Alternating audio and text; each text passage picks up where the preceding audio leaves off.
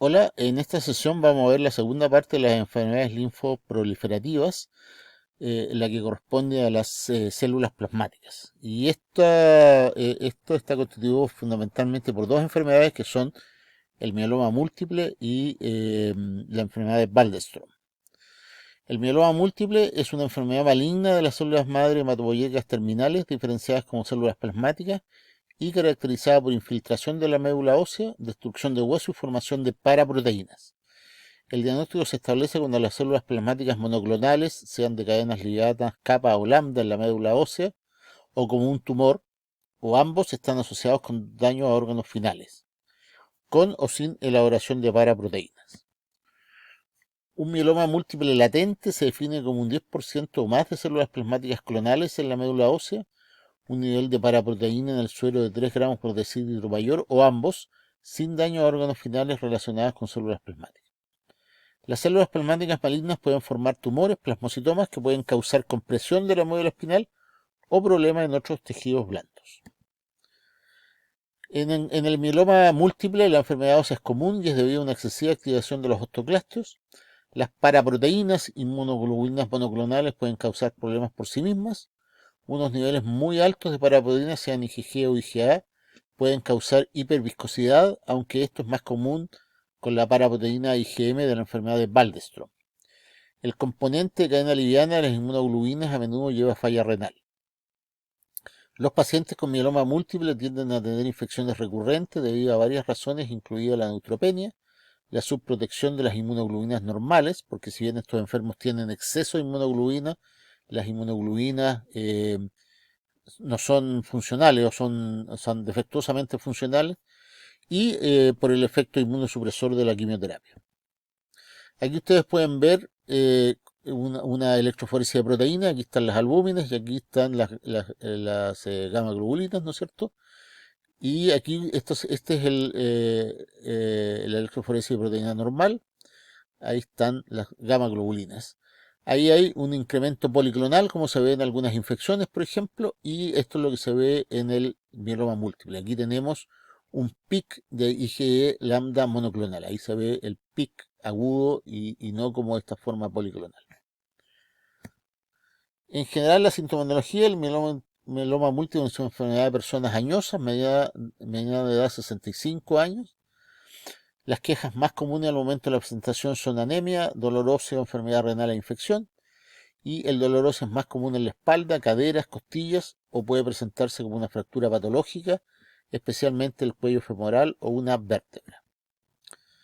La compresión de la médula espinal por un plasmocitoma también puede presentarse y da sintomatología propia de la compresión de la médula espinal. Y también puede existir un síndrome de hiperviscosidad con sangramiento de mucosas, vértigo, náusea, alteraciones visuales, alteración del estado mental e hipoxia. La hipercalcemia y la proteinuria son frecuentes. Y una cosa que es muy importante, que en general esta enfermedad produce una gran elevación de la velocidad de sedimentación, sobre 100, lo cual muy pocas enfermedades producen. Por lo tanto, cuando uno ve una VHS sobre 100, debe pensar en un mieloma múltiple y en dos o tres enfermedades más. También se presenta alteración de la electroforesis de proteínas con el patrón que ya les mostré y disfunción de órganos por amiloidosis. Aquí ustedes pueden ver las lesiones típicas del mieloma múltiple, aquí en la calota craneana, y estas son las famosas lesiones óseas en sacabocados, lesiones redondeadas muy características. Los pacientes también pueden presentar palidez, sensibilidad ósea a la palpación, signos neurológicos de neuropatía o compresión de la médula espinal, fiebre cuando presenten infecciones y nefropatía aguda oligúrica o no oligúrica. Al laboratorio encontramos anemia con morfología de glóbulos rojos normal, pero con formación de rouleau. Esto es, los glóbulos rojos se apilan como una pila de monedas. A eso se le llama la formación de rouleau. El recuento de neutrófilos y plaquetas es normal. Y el hallazgo de paraproteína de electroforesis en suero o en orina. Esa es una característica muy importante. Y que se caracteriza por esa espiga monoclonal que les mostré. Aproximadamente el 15% de los pacientes no tienen una paraproteína demostrable en suero, porque sus células de mieloma solo producen cadenas livianas que son filtradas rápidamente por los glomérulos. En estos casos, y cuando uno sospecha mieloma múltiple, debe hacer una electroforesis de proteína en orina y ahí entonces se ve el pic monoclonal. En cuanto a imágenes, las radiografías de hueso son importantes para establecer el diagnóstico de mieloma y en estas radiografías se observan lesiones líticas que son más comunes en el esqueleto axial como cráneo, espina dorsal, huesos largos proximales o costillas y que son como las que les mostré recién en el cráneo. Estas personas suelen presentar también osteoporosis y es importante a estos pacientes realizarles una resonancia nuclear magnética y o un PET scan. El diagnóstico diferencial hay que hacerlo con otra enfermedad linfoproliferativa maligna o con una gamopatía monoclonal de significación indeterminada.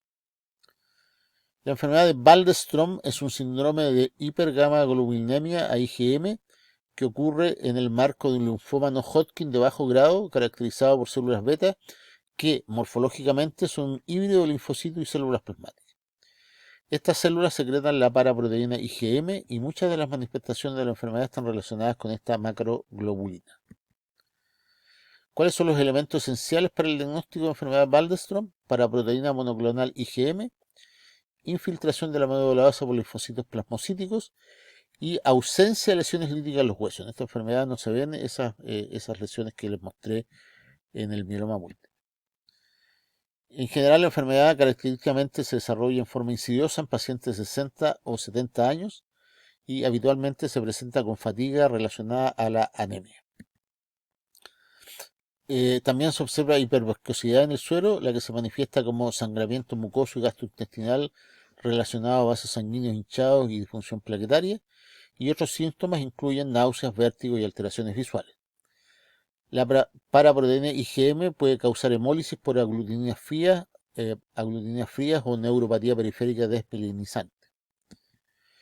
Y al examen físico pueden encontrarse hepatosplenomegalia o linfadenopatías.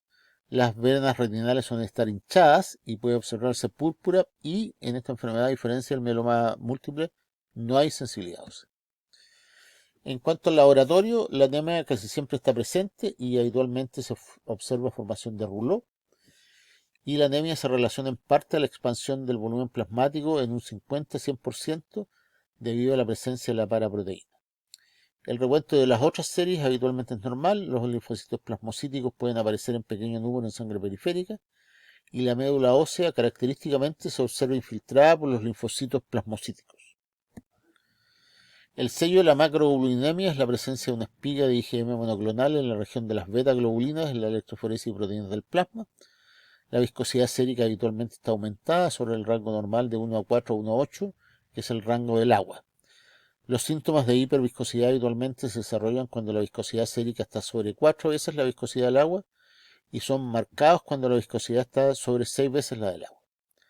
Dado que la paraproteína puede variar en sus propiedades físico-químicas, no hay una correlación entre la concentración de paraproteína y la viscosidad del suero. Esto significa que bajas concentraciones de paraproteína pueden producir alta viscosidad del suero y pequeñas dosis, y altas concentraciones pueden producir poca viscosidad del suero, dependiendo de las, como dice ahí, las propiedades físico-químicas de esta paraproteína. La paraproteína IgM puede causar un test de Kuhn positivo para complemento y tiene propiedades de aglutininas frías o crioglobulina. Y las radiografías de hueso son normales y no se observan en general en esta enfermedad síntomas de falla renal. Desde ese punto de vista es más benigna que el mieloma múltiple. El diagnóstico diferencial debe hacerse de esta macroglobulinemia Waldenström. Se diferencia de la gamopatía monoclonal de significado indeterminado por el hallazgo de células malignas monoclonales infiltrando la médula ósea. También se distingue de la leucemia linfocítica crónica por la morfología de la médula ósea, la ausencia de expresión de CD5 y la ausencia de linfocitosis. Y se diferencia el mieloma múltiple, que es la enfermedad más similar, ¿no es cierto?, por la morfología de la médula ósea, el hallazgo de la paraproteína IgM, en el mieloma múltiple de la paraproteína IgG o IgA, y la ausencia de lesiones óseas. Eso también es muy importante. El tratamiento, aquí los pacientes que tienen un síndrome de hiperviscosidad marcada, con estupor, coma edema pulmonar, deben ser tratados de emergencia con plasmaféresis para disminuir la hiperviscosidad. Y en los pacientes con manifestaciones crónicas, algunos pueden ser tratados solamente con plasmaféresis periódica. En el resto, el rituximab en dosis de 365 miligramos por metro cuadrado endovenoso semanal por 4 a 8 semanas tiene una efectividad significativa. Las IgE, la evolución, digamos, cuando se está dando este medicamento suele ser que las IgM aumentan con el tratamiento con rituximab y luego caen. En los pacientes con enfermedad avanzada se recomienda una terapia combinada de bortezomib, talidomida, lenalidomida y bendamustine han mostrado efectividad en esta enfermedad. Y el trasplante autólogo de médula ósea se reserva para la reincidencia o los pacientes refractarios. El pronóstico, bueno, la macroglobulinemia de Waldenström es una enfermedad indolente con una sobrevida media de 5 años y con una sobrevida media de 5 años el 10% de los pacientes están vivos a los 15 años, así que una enfermedad bastante más de mejor pronóstico también que el mieloma múltiple. Bueno, y en una segunda parte vamos a ver este capítulo tan importante que es el trasplante de células madres.